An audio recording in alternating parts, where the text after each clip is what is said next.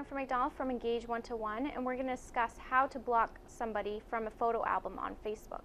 When you're logged into Facebook, you want to go to your profile page, which you can do by clicking on your profile picture that you will see in the upper right, which also says your name. When you're on your profile page, you'll want to click on the Photos box, which is underneath the new timeline cover photos. That will then bring you to a new screen where you see all of your albums. There you will see the name of the album, and next to it on the right will be a little gear icon.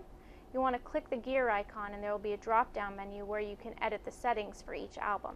You'll want to click on Custom and a new window opens and it says make this album available to, and you'll want to select Friends, and then below that it says hide this album from, and you'll want to type in the person's name there and then hit Save Changes.